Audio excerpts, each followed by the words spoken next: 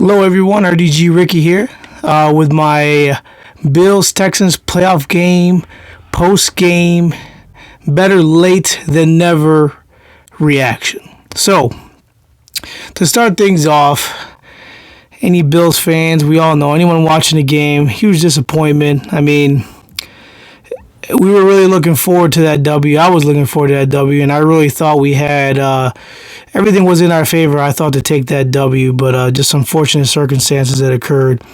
And I took this loss pretty hard personally. I really did. I mean, I told the wife, hey, I'm going to start writing my will. I might have to off myself after this one, but obviously we're here, we talking. But it was disappointing. You know, I had high hopes going into this game. I haven't, to be honest. You know, I'm a huge fan. People that know me, huge fan. I mean, I don't miss games. Season ticket holder. I mean, I don't miss anything. And I watch film. I'm not a Sports Center analyst, so to speak. I try to base my knowledge and my opinions on facts that I see and I can come up with. So, the first one is, man, I mean, I know I see a lot on Twitter, social media, everybody just hammering the referees and oh man, this cost us the game and this and yeah, man, but there were so many things that occurred in this game that, to be honest, it was just a big snowball effect. It was, I mean, to blow a 16-point lead, you know, going into the fourth quarter, I'd say there was about a minute, some change left. It was still 16-0 at that point. For you to be able to give up that many points and surrender the lead before regulation expires, it takes a lot of events to go not your way in order for that to occur. So for the people, you know, hammering that side, I mean, there's a lot of other things that went wrong there. You know, Josh Allen, that's another thing with Josh Allen.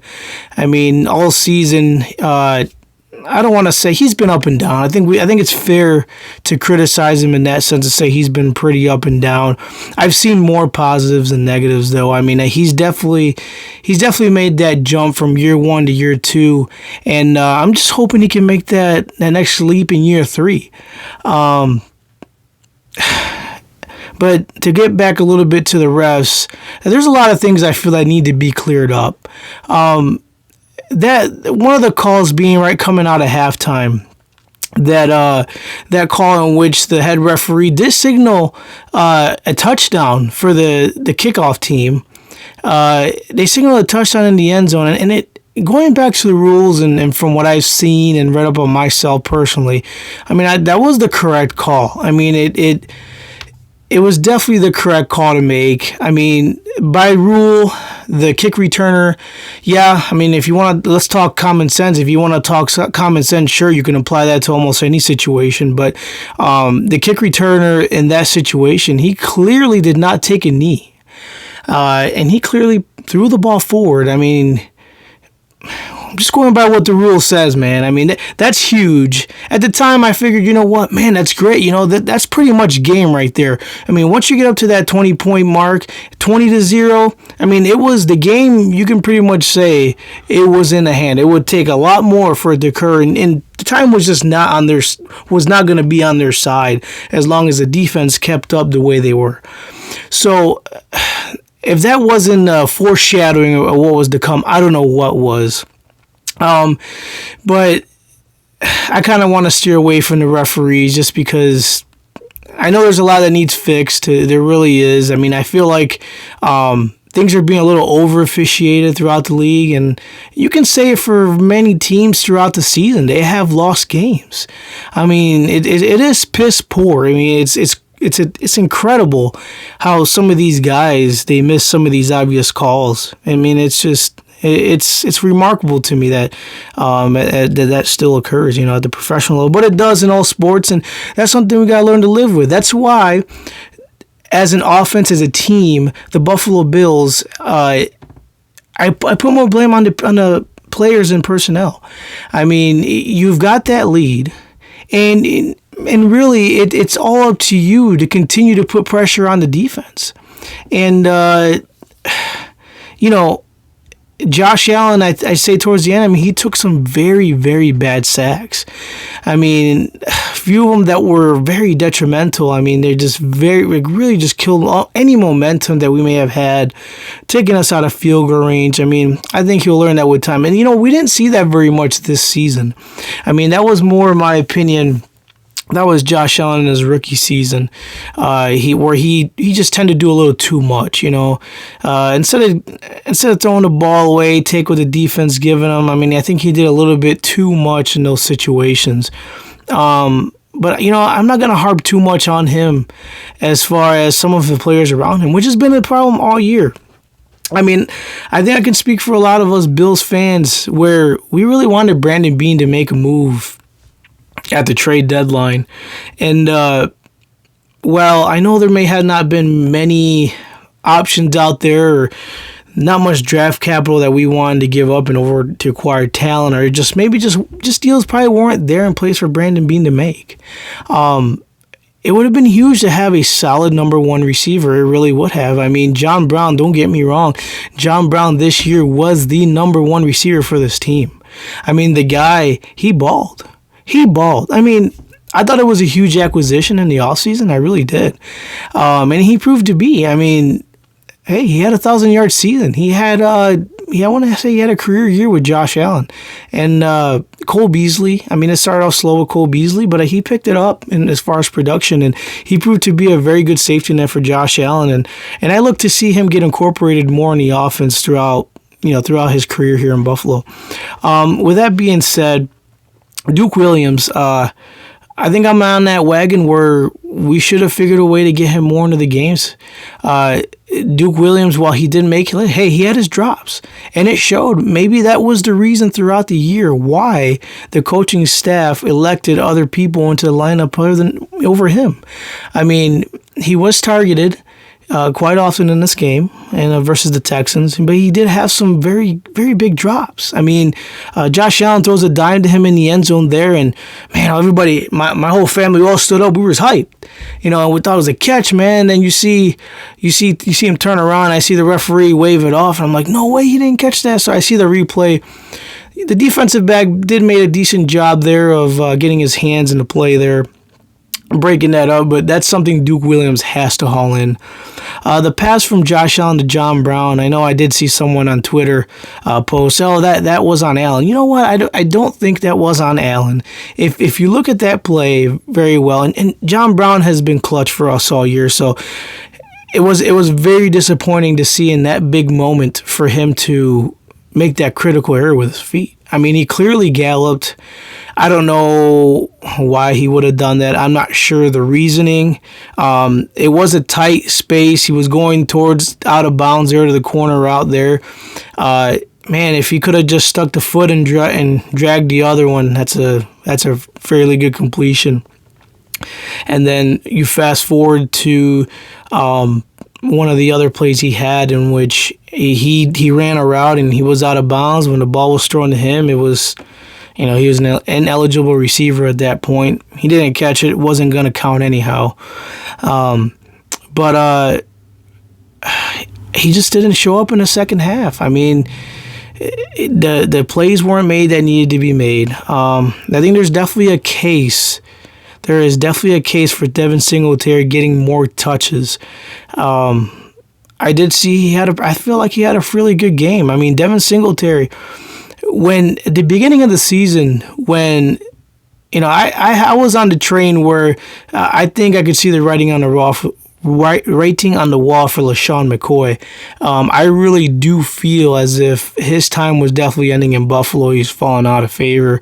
I mean, and I don't want to say that last year's season was 100% on him, and he did at times look pretty washed, but it's kind of tough to make that call with the horrific offensive line play we had last year. On top of the lack of weapons that there was, it just wasn't feasible for any running back of any caliber to have very much success. But I saw the writing on the wall quite early, and when they made that move to release him, I said, man, they got to see something special in this Devin Singletary kid. When he got drafted there in the third round, I mean, I had never heard of him. Obviously, when as you're watching the pre-draft process, and to be honest, not many of all of us people or fans, everyday fans, are going to sit there and analyze every single prospect or many thereof. You're just going to really analyze the ones that you hear of, the top prospects, the first round guys. That's mostly what you hear, and that's mostly where you watch your film on, or YouTube videos, whatever you do to get acclimated with those picks. He was not a guy that I knew about. Watched film on him, and I was impressed with what he could do, but you never know till you get to that, till you get to the big stage and you start performing at the NFL level is when you get to know. But he's going to be our feature back going forward, and I am very happy to say that. I would really like to see, a complimentary bag to Devin Singletary, Frank Gore, I believe. Hey, I have respect for the guy. The guy has had a great career, and he had a pretty productive first couple games throughout the season. But I think as it went forward, it just died off. It just didn't work. I think the next segment I want to go on to is Brian Daboll. Brian Daboll, I don't want to criticize him too much. I feel like he did a fantastic job steering Josh Allen in the right direction, making this offense competent somewhat. I mean, last year, there was not very much to work with. I mean, you can say that Isaiah McKenzie was probably, once we got acquired him off the waivers, we can say that him and Robert Foster were our two primary guys, and you can see where Robert Foster just wasn't a factor this year. I know I was on the boat as well with Robert Foster, that he could be, our number one receiver. You get Robert Foster, John Brown, Cole Beasley, and Isaiah McKenzie there. I mean, I had high optimism, and you'd be lying if you told me you didn't. He was great last year, and just last year there wasn't much to work with. We already know the situation we were in. It was just a team that wasn't there yet. I mean, they had just drafted their franchise quarterback, thrown into unwanted circumstances, because let's be honest, I don't really think they wanted to play him right away. But some circumstances led one to the other, and he played. And I think towards the end of the season, I think he proved to me that he has a potential. Very athletic.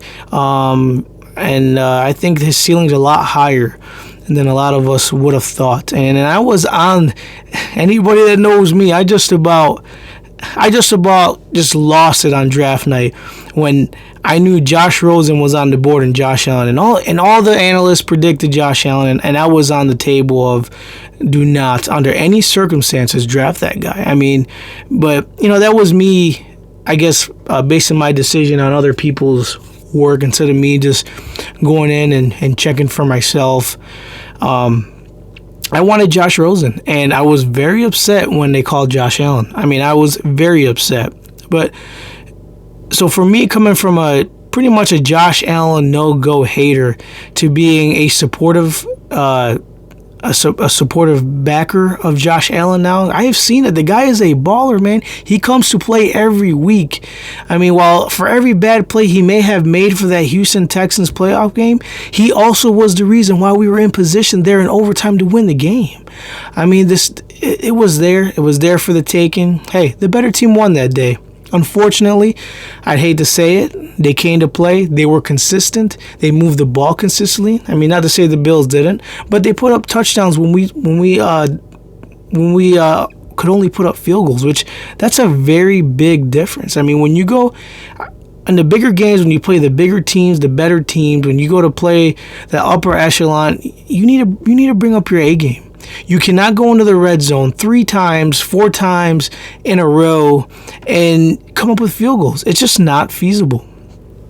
So on to Brian Daboll again. I know I go on a little bit off topic, but with Brian Daboll once again, I think he had a solid season. But one thing I will criticize is when there was a problem all year. I mean, let's be honest. They could move the ball between the 20s.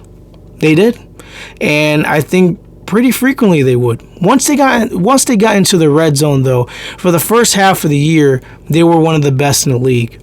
But at times you could see that inconsistency where in the play calling, where some of these play calls I feel like they were horrendous. I mean, you get the ball moving down there, then you want to bring in the big people and run Frank Gore into the big people. And I think Frank Gore this game had he had more touches than I would have liked to see, to be honest. I mean, Devin Singletary in the offense got you to that point down to the red zone. I just don't see why.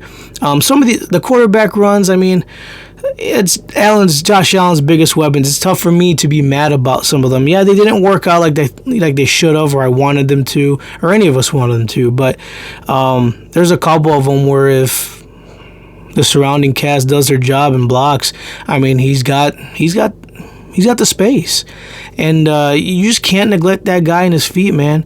I mean, that's one of his biggest weapons are his legs, and you have to allow him to do so. You just do. So yeah. Brian Daboll, I mean, too conservative sometimes, and and I think that might fall a little bit on McDermott as well as Brian Daboll. Throughout the year, they amount these leads, and hey, listen, they didn't average very many. They averaged probably 18, 19 points per game. Don't quote me on that. And sometimes that's just not enough. It is just not enough. You get onto these leads, and you have to keep the throttle down. I mean, especially versus the better teams, you have to keep the pressure. Go for the dagger, and we lacked that killer instinct most of the year. There were some games where that surfaced, and not to say that the other aspect of them being aggressive wasn't there, because it's strange because it was still there. They went for it on fourth down, the second most in the league, with Baltimore being number one. I mean, if that doesn't speak growth as far as a head coach and Sean McDermott, from universally thought of as very non-aggressive and very conservative, I think he really upped it and showed us that he can be. Some of the play calls were just very questionable, and I would like to see maybe Devin Singletary receive the ball or be in there, or instead of bringing your big people, the fullback and Lee Smith blocking, bring out your playmakers. Bring out the guys that can make a play. Not to say that the other ones aren't capable, but it's, in my opinion, Josh Allen's at his best when you spread the offense, you spread them wide, and nothing's open, you can tuck and run, even though, hey, that's another thing, fumble issues. Josh Allen's had numerous fumble issues. So in conclusion, I'm over it. I wiped the tears off. I barely wanted to watch the game today, because deep down I know, listen, I should be listening to and getting prepared for the Bills going on to the next round. I mean, I strongly believe they should be in the next round. I really do. Not quite there yet. Some moves I'd like to see, as most of us probably would in the offseason. I think the first thing they should address is the wide receiver position. I mean, we need to get Josh Allen a number one deep threat, and Amari Cooper, Julio Jones, somebody that will go up and get it. DK Metcalf today. I mean, I'm not gonna sit here and pretend like I was sold on him, because I wasn't, and I wasn't on board with taking him. Even if he fell into our laps in the first round, I wasn't on board. Would I have probably taken him later in the draft with him being still there? You know what? I think later on, third, fourth round, I think it'd definitely be worth the risk. It really would. You can see how he's developed. I mean, he started his season pretty slow with Seattle, and he just turned into the deep threat that many thought he could be. I mean, the guy's just a freak of nature. And I think Dawson Knox can turn into that guy with some more coaching experience. I mean, it's his rookie year. I feel like he played well. And I think he can only do better if he continues to improve on his craft. And I think he could be a very solid option, a Zach Ertz-esque Dallas Goedert. I mean, I love the Eagles tight ends. So get my man Josh Allen a number one weapon. We got some free agents coming up with Jordan Phillips, Shaq Lawson. He never picked up his fifth-year option, which I just wouldn't have. He hadn't shown anything up until this year. I'm not sure if they let him walk. I would love to see Jordan back on a team-friendly contract, but hey, he's going to get his. He balled out this year. He's worth the money, in my opinion.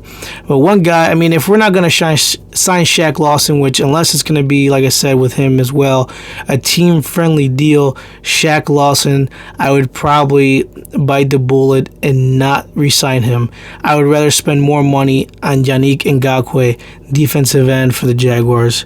That guy is young, he's talented, he's hungry, and he brings that consistent pass rush that we have needed, that elite pass rusher, kind of that we've missed since, I'd say, Mario Williams. I don't want to say he 100% fulfilled his whole contract, but I want to say for the first 3 years of that deal, he was solid. I mean, he was a very good player, productive for us. And that's what they miss. That's what this team misses. I mean, it would be nice, not saying that they didn't better halfway through the season, but it'd be nice to get a consistent pass rush with just a front four.